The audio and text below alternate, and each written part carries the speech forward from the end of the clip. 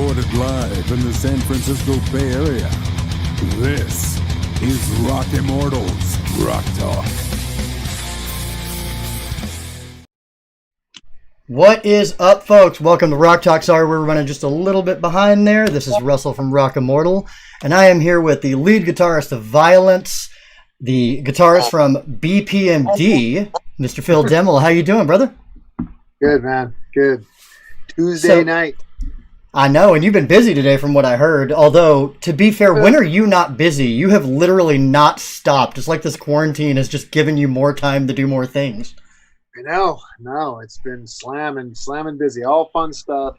Mostly fun stuff. But, yeah, it's been really good. Today, no exception. So, kind of blew it on something I recorded today. I had a couple wrong notes on 5 different acoustic tracks. So I got to go back and it's not really a spot where you could punch because it's such a clean spot, and I'm not some Pro Tools whiz, so I got to fix that. But that's a fun way, right? You do it 5 or 6 times. At that point, it just becomes second nature, and you just flip through it every time. Yeah, it is. It is a work in progress, and the more that I do, the more that I mess up, then the more that I learn. So it's been a really good. This time off has been a really good experience for me with the Pro Tools rig in the home studio here, and figuring some stuff out and learning new things. So it's been a good experience. Awesome. You're missing live shows though, right? Like I feel like we all are, but especially as an artist, I feel like you guys have got to be just fiending. Yeah. Obviously we had well, not obviously, but Vio-Lence had shows, so many shows booked throughout this year, and a lot of cool stuff. And personally, I had a bunch of cool things that I was gonna be doing too, and so missing out on all of that type of stuff is super hard, and it's kind of grim looking at it not happening for some time, so and I'm a bar owner too, so me and the wife are just talking about that, trying to figure out here in the Bay Area, which I believe you're in the Bay Area, right? Yes, sir.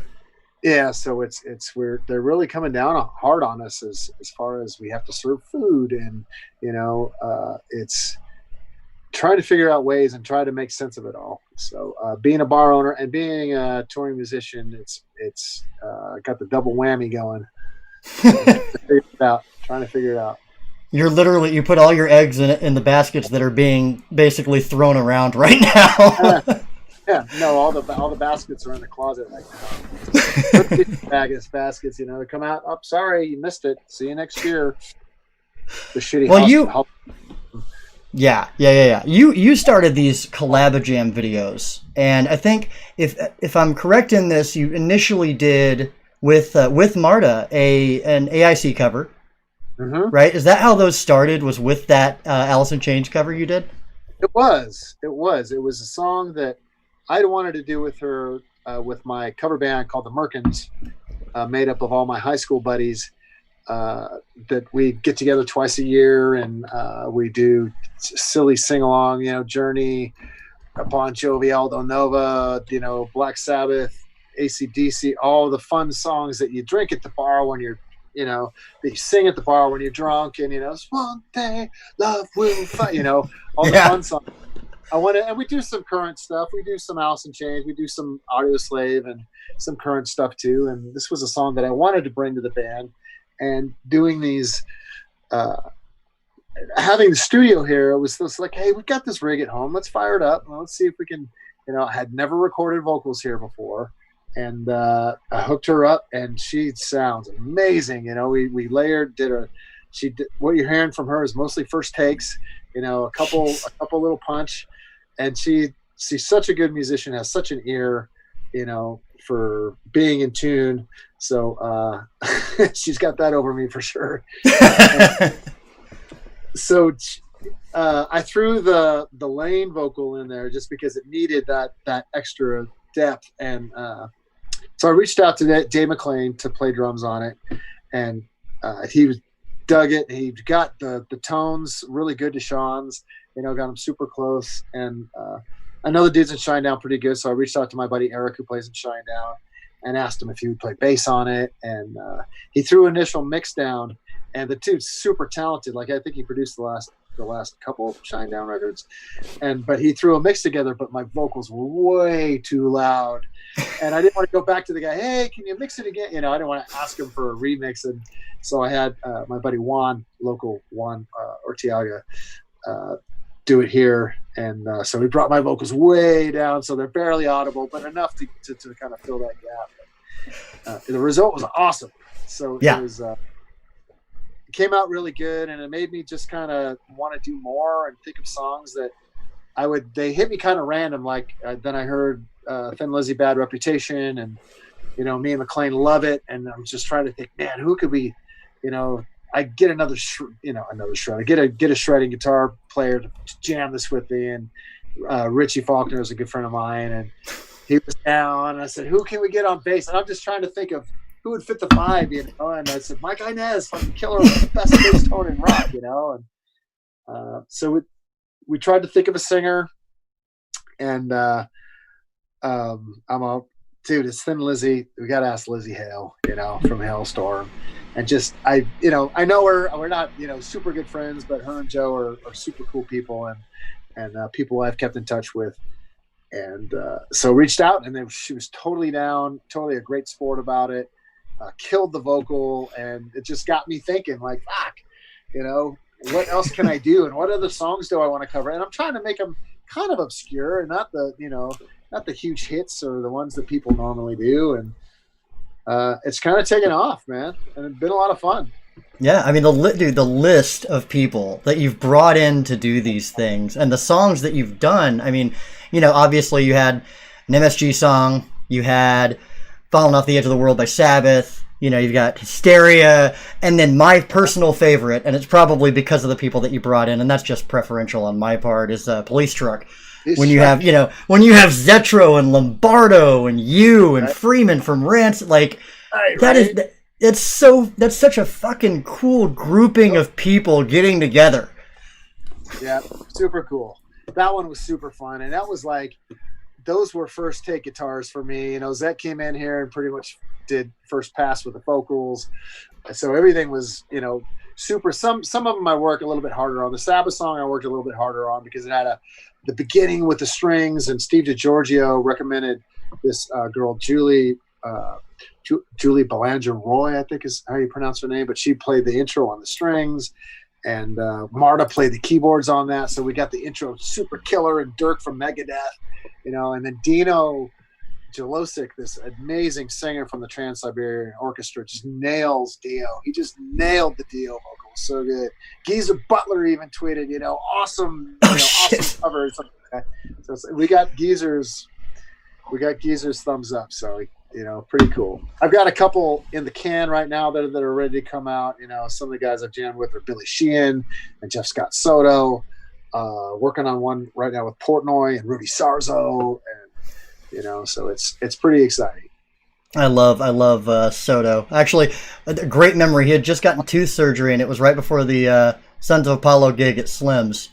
And I can't remember if he had gotten like tooth work or he'd gotten a tooth chipped. And he comes running over to the side of the stage mid-set. If I remember right, Lord knows I was drinking, so. But if I remember right, it was during Portnoy's solo. And he's like, I need a shot of whiskey. And so we get him a shot of whiskey. And I ran into him at the Trans-Siberian show later that year. And I was like, dude, I was the one that got you the shot of whiskey. And he was like, dude, thank God my tooth was hurting so fucking bad. He's such a great dude. All those guys are just fantastic. So Vio-Lence, which is what a lot of people want to talk about. And I had a lot of people message me going, you got Demmel, you got to talk about Vio-Lence. And I'm like, that's half the fucking point, man.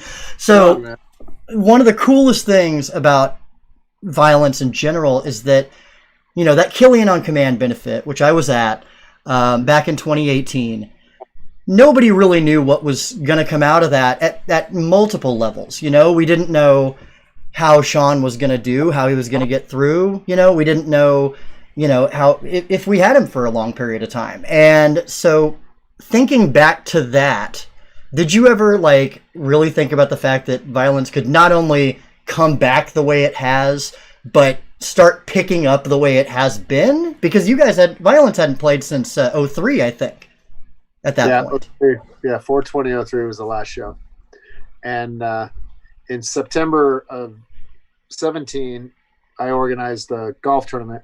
Me and Ray Vegas organized a golf tournament for Sean because he needed a transplant, and he was looking horrible, man. He was looking bad. And then, I didn't think I was going to see him again. I didn't know if I would ever see him again. Then that show happens, and it was, pretty surreal watching. It was weird. That was a weird time around that benefit. I didn't, it's just fucking weird. I didn't know how involved to be or how, not involved to me. It was just weird. I'll just leave it at that. It was just a weird fucking time. But it was super cool watching the first song, They Rip Into Eternal Nightmare, and Zet singing it, and I got chills. It was my first time watching Vio-Lence, watching these guys play the tunes really good. And, it was such a good cause and such a special thing. People worked really hard for it, but walking away from that, not knowing if you're going to see your, that's 2018, and my previous band's going on tour, and I lose touch with him, and here he's not doing all that well. So it's it's always the furthest thing in my mind that Vio-Lence is ever going to gig again, because we're not going to do a gig, without Sean in the band. I think that him or me, you're not going to have a Vio-Lence gig without. So I mean, fast forward to a year, January 19, when I get a text from him when I'm quit the previous band. I've done a little stint with Slayer, and Sean's like, "You want to do a show?" It's like, "Are you like a Vio-Lence show? What the fuck are you talking about?" But he got it together, man. He built up his strength and got it together. I was shocked. Well, and it was something where, the way it came down, where, those shows started, and I remember the Oakland shows were announced, and and I know I think you've told this story a couple of times, where that first show's announced and tickets go up, and it's kind of like, I didn't get to go to either of them, by the way, because that was because tickets went up and it was gone, and I was, oh crap, and then, hey, we're gonna do another night. Yeah. Yes, those tickets went up, gone. hours on the first one, and then I went to the guys and said, dude, that's the Friday night's available, but the Sunday, and it's Palm Sunday, we could do a matinee, and they're all, a couple of guys were, no way, man, no way. What super did not. I talked them into it, and I said, let's just see how it does, see if it minutes 1,000 tickets gone. It was super cool. It was I mean, it's the Bay Area, that's just like that Killian on Command show, things like that, to the degree that it happened, and kind of the follow-up where people just scooped up those tickets. There's still such a big community in the Bay Area that is unique and compared to anywhere else. I tell you what, 25-30% of the people that got those tickets to those Metro shows were from out of state. Really? Out of state, yes. People flew in from all over the world for that weekend, and that's part of my reasoning for doing that matinee show. It's like, hey, we can't do the Friday night. Let's do Sunday afternoon. People can, fly out that night and still make it, still make both shows and be gone on the Sunday. Plus, the Game of Thrones finale was that night. It's like, I want to be home. I want to be home watching Game of Thrones. Be done in the afternoon. I don't know. Depending on who you ask, you might have been better off being on stage than. No way! I loved it. It was awesome. And therein is probably the most controversial thing Phil Demmel has ever said in an interview. People get so bummed out, and why couldn't it? Blah, blah, blah. Just enjoy yourself, man. It could have been, I'd much rather have it be like that accelerated ending, to smash everything in, than the end of the Lord of the Rings, when it's just like, all right, well, Frodo's getting on the boat now, and they've already defeated Mordor, and he's the king, and now we're going now, and then he's going on the boat, blah blah. It's like a half an hour of like, what the fuck? You could have ended it a half an hour ago. I want all the action. Yeah. Well, to be fair, I enjoyed it too. I just don't talk about it because it's so controversial. So 2019, you guys Vio-Lence played 11 shows. And I got to do my research sometimes, right? Right. So you played 11 shows. The last show was January 11th, I believe, right? What was that? Was that in Texas? Yeah, in Dallas. Yeah, okay. I think that was the last show. So No, when was Rico? Oh God, I don't know. I didn't get all the dates. I just got the last show date. I think I had. Yeah, Puerto Rico was the last one. Oh wow. Okay. There you go. What is that date? Can you see that? It's No. February 1st. We played in Puerto Rico. Oh man. So now So, March. does that make... Yeah. Oh, that's March. 2000. Yeah. March you signed with Metal Blade. Okay. So the question I have for you is there new music coming? Are you guys working on new music? Oh yeah. Yeah. We signed a 5-song EP. We just recorded a cover song, and we did a video for it. And so we're gonna have the cover song be like a B-side to the 5 songs. So you get 5 new songs, the cover tune, the video for the cover song will come up pretty soon. We're finishing up the 3rd song, so we'll probably be recording within a couple months. Do you prefer recording this way to the traditional method, like the old school method? Do you think this is better now than it was when everybody would kind of, get into the rehearsal room and hash it out and work on it? Well, that's what we're doing. We're getting in the room and hashing it out. Oh, good. Yeah. I know most We jammed a couple hours ago. Most of the stuff that I've heard from different artists has been like, it's all kind of home recording, home studio, and awesome. So you guys are actually just kind of getting in there and plowing through it. We are, yeah.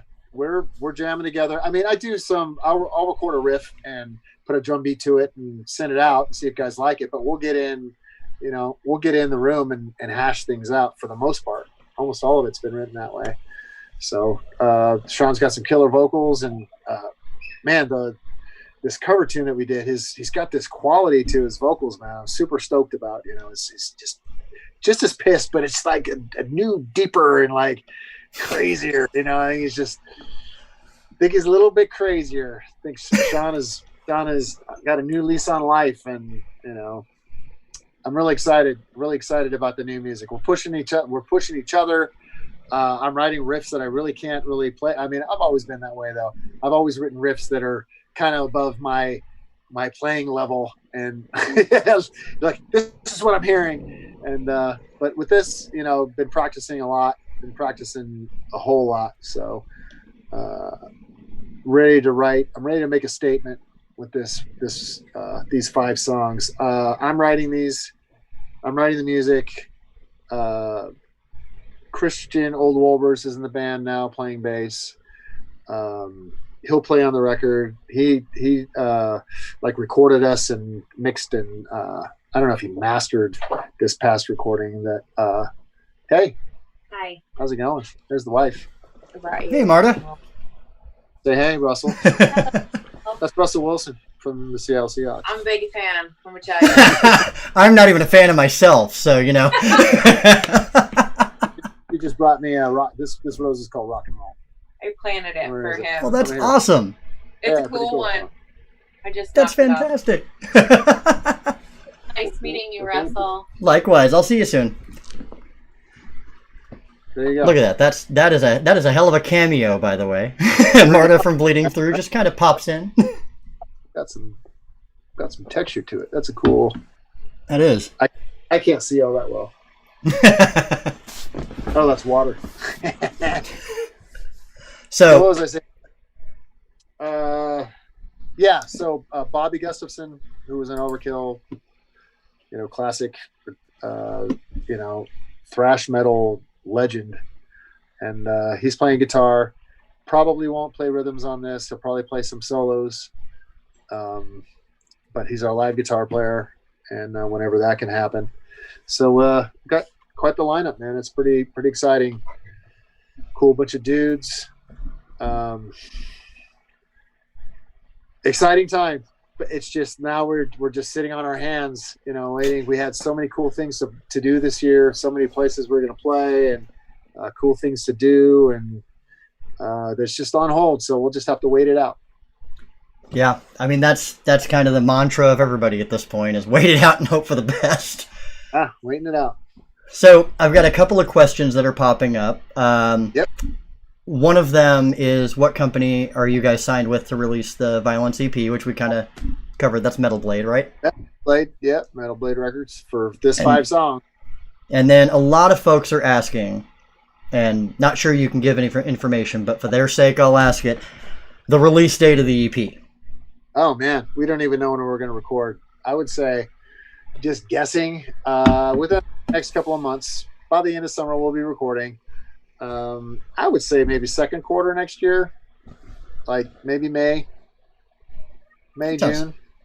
Yeah, it's reasonable. And if it's earlier, probably, we'll probably release the video and the cover tune will probably get released beforehand. So that it's fun, came out great. That's all I'm gonna say about that. We don't know.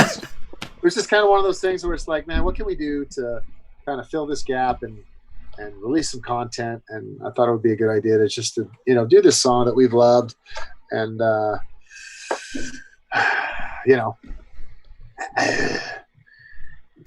not have. Here's a 3-year-old. Hey, say hi, Russell. Come over here. You gotta. You can't see you. Say hi, Russell. Hey. Where are you in? Where am I? I'm in San Francisco. I'm not far from you guys. Remember San Francisco when we went over the bridge? Are you thirsty? All right, go ask Mom for something to do. Say bye, Russell. Bye. We're getting all the cameos. This reminds me of the cameo we had on the last episode. We had Craig and Lum talking about the New Heathen record. And my cat decided to make a cameo, and so people that were listening very closely could hear this demanding meow in the background. Because I wasn't paying attention to him. So we get all the good cameos on Rock Talk. This awesome. There you go. So speaking of kind of fill in the void and things happening, BPMD. You are now in a band with my personal favorite drummer. Oh, yeah. And you guys put this album together of covers that is so much fucking fun. Yeah, right on. I'm glad you it's BPMD, for those who don't know, is Mr. Demmel here, Mike Portnoy, Bobby Blitz from Overkill, Mark Menji from Metal Alliance. Like, this is yet another one of those awesome groups of people. Yeah, super fun. And I flew out to Portnoy's house, did the tracks in a day. And I wouldn't say we're a band. We're just 4 dudes who got together and jammed out some 70s American rock. So, I mean, if you're a jam band, Grateful Dead was around for quite a while doing that. So, We're not jam in that sense. Yeah, we're like a cover band. We're not going to write any originals. There was plans for us to play a couple shows. People really like this record, man, and I'm really shocked at how well received it's been. Like, really, really well received. I thought people would like it, but people are fucking digging it, and it's cool, and I love it. I'm just really shocked. So yay, everybody! I mean, look, I listened to it and I was like, okay, Toys in the Attic. All right, that's fucking amazing. And then when we get to Beer Drinkers and Hellraisers, that song translates so fucking well to the style of you 4 guys. Yeah, and I'm singing that. You know that, right? No, I didn't know that. Yeah, I'm singing the Billy Gibbons lines, and it's me singing, and then Bobby, then me, then Bobby. I'm just doing Dustin and Billy. Well, if you see me walking down the line. Oh, that's fucking great. And that track is, all of them are good. That track to me just kind of popped out as like, in terms of like the translation from the original piece to the style of the 4 guys. That was the one that it just mixed really, really fucking well. Awesome. Yeah, it was, there's so many solos on this record. So much soloing, and I hadn't tracked rhythms in a long time. Rob was tracking all the rhythms in that band, and so it was cool to kind of be like deemed, hey, you're the guy we wanted to be in this band, and like, the only guitar player. So I tracked all the rhythms in a day for all 10 songs. I did all the solos in a day, and so it's loose, but it's got a good vibe to it. It's I think that it was really. Oh, it's cleansing for me to get that one under my belt and have it be accepted as well it is. It's not. I got some. There's some really. I played with this guitar, this white one up here on the wall, the Fury. Oh, that's so gorgeous. It doesn't have a Floyd Rose on it, so it's a lot of blues guitar, and so I was able to, put the Floyd down and get some natural vibrato going and play a lot of blues stuff, and it's kind of a lot playing that I haven't done before and recorded, so it was cool to do. And you think you'll be working on more in the same ilk, just kind of doing more covers and throwing out any more releases with that group? Yeah, I think so. I think that especially with the way this thing's been received, there are other regions to be covered. So we'll see. The quarantine's put everything just a clamp on everything. So we'll see when everything can happen. But there are plans to like find another region, an island where lots of other bands have come from, and it might have to be a double album because so many good bands have come from the UK, England area, and we'll have to. It'd be hard to pinpoint it down to 10. Yeah. I mean, so one question that came up here, my buddy Tone, who knows MP, Mr. Portnoy, actually asked, how was it for him, or how was it like in the studio working with him as compared to recording in Vio-Lence or the other band, because apparently he works really, really quickly in the studio. Yeah, it was fun working with Mike. We were at his house, and he's got, a whole section where it's his home studio, and his kit was set up right up against the glass. So then there's the board, and then Bobby was set up kind of the side, and Mark was sitting down on the couch. And I like to track standing up. So I wanted to be close to the glass, and I want to vibe with him. I want to, this is a party record. This is a good time record. So I want to, I want him to feel me here and watch me rocking out and connect. And so I was up with him, and it was fun. It was fun, rocking out with Mike through the glass and counting things off, and, downbeat, or like in certain songs, we were kind of making up structure as we're going, most of them were first takes, but there's a couple second takes on there just because we were kind of structuring shit out, going by, kind of flying like invert, or, it was a lot of fun. Every drummer that I've recorded with has all been different. And, jamming with McLean is awesome, super, super chill and great ideas. And, Portnoy was more of the same, had great ideas and just smart music sense. And all the dudes were. I mean, Mengi too, and Bobby, they all brought this great different musicality from all different eras, and different areas as well. So it was cool us getting together and putting our bits in and taking it from there. Portnoy's great. I'm doing a collab jam with him right now. So are you? That's actually was going to be my next question. Is who do you have coming up in the collab jams that you can talk about? The ones that are coming out, there's one with me, McLean, Jeff Scott Soto, and Billy Sheehan. I won't say what that is. I've got the one that I'm working on now with Portnoy, Rudy Sarzo, Dino Jelosic again. Marta's doing some keyboards. Julie's doing some more strings on it. And then there's one that's done that's probably going to be next, which has who played drums? Jimmy DeGrasso from Megadeth and Rat and White Lion, and everybody. Jimmy's played with everybody. Black Star Riders, and maybe Alice Cooper too. Danny McNay, who's in Great White, Jack Russell's Great White. He played with Ronnie Montrose. Ed Roth, who plays with Robbie Krieger and Annie Lennox, and he was with Montrose too. And Andrew Freeman, who's singing for The Last in Line. We all did. I don't even want to say what that is. I'm not going to say. It's a local guitar player. It's a local guitar player that passed away a little while ago and paying tribute to him.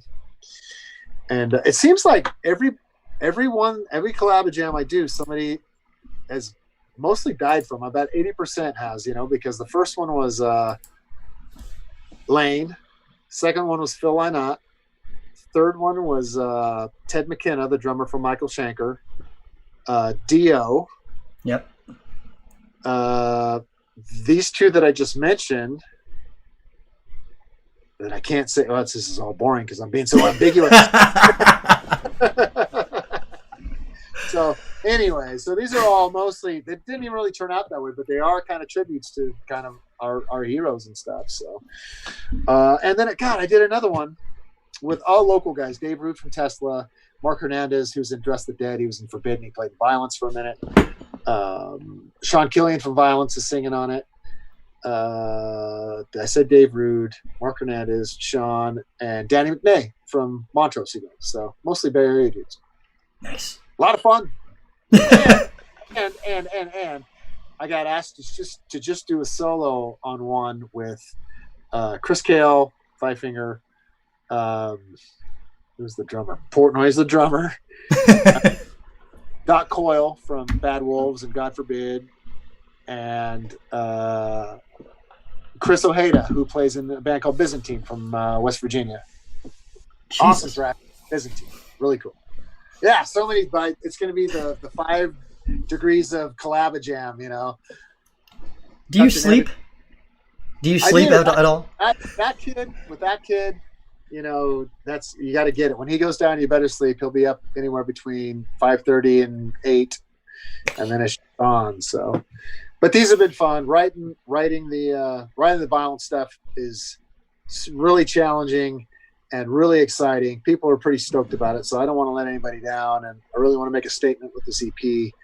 And the last Violence release is not something I'm too proud of, so we all want to kind of erase that stain that is nothing to gain.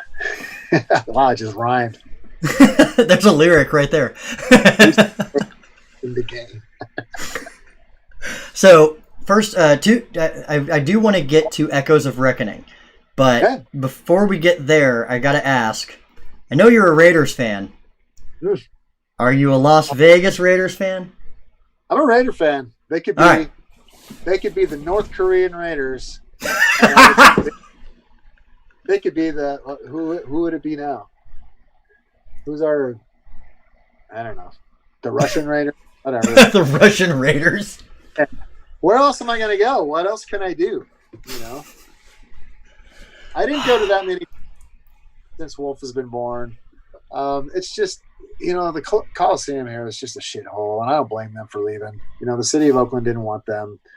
I don't see this as too much of a betrayal on them for that. I mean, they weren't going to get a stadium. Look where they're going to play. Yeah. They've never had a state-of-the-art stadium ever, and now they're getting it. So Have you been down there and seen that thing in person yet? It is. Not since, it was a year ago. We played Psycho Las Vegas. I want to say it was a year ago, maybe.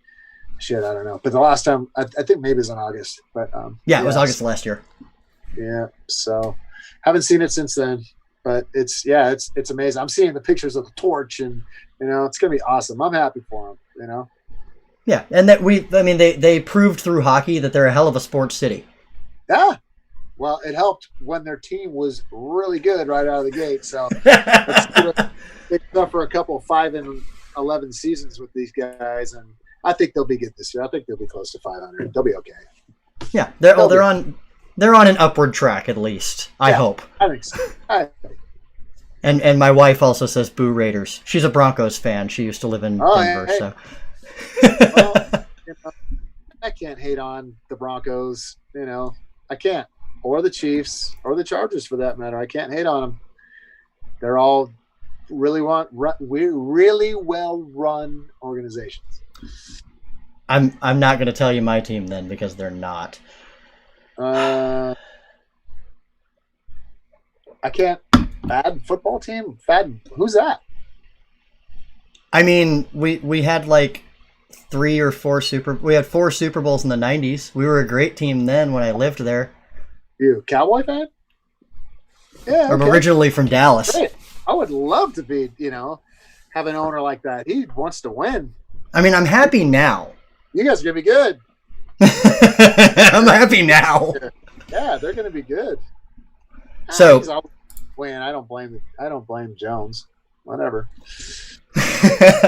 So old Romo couldn't win a playoff game though. poor Romo. He did win one. Everybody says he didn't, but he did. He beat the Detroit Lions. Hey, you got one. but it was the Lions.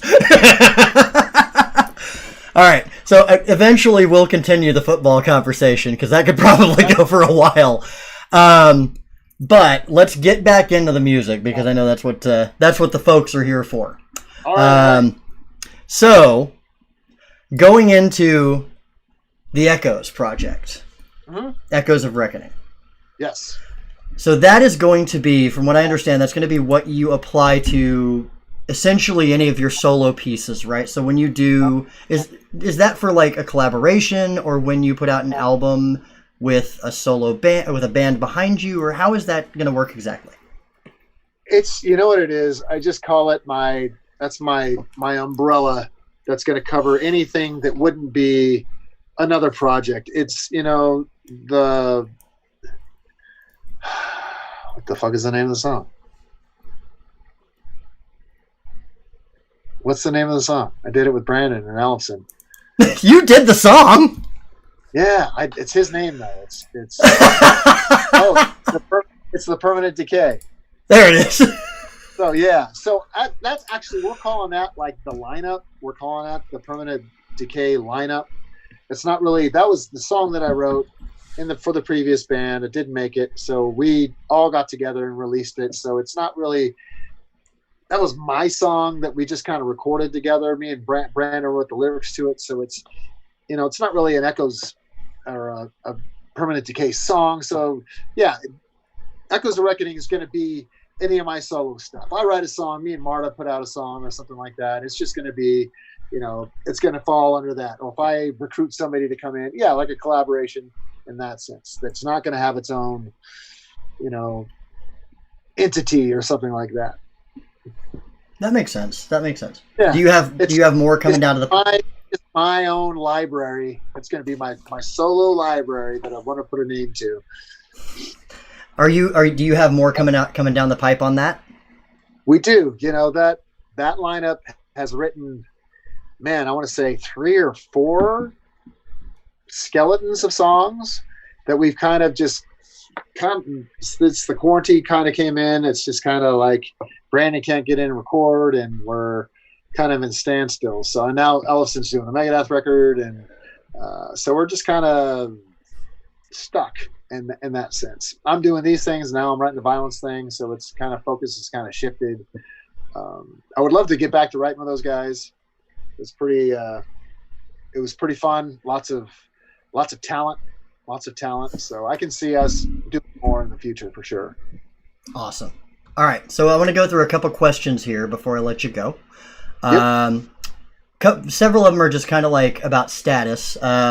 One person asked about the status of the Oakland show, the Vio-Lence show next month, and I think that's already kind of like goes without saying. I think that they have a new date for that. I think they're moving it to April. So they're going to announce that pretty soon if it already hasn't been announced. So I think it's going to be like April 18th or right around, mid-April. And all tickets will be honored for that. Awesome. And that's fantastic. Ambitious, April might be ambitious, it's so fucking weird. It is. There's no way to tell right now. There's it's just odd. Another question here. I love this one. What is your favorite song and solo by Randy Rhoads? And I like that because you can do it. That could be 2 different songs.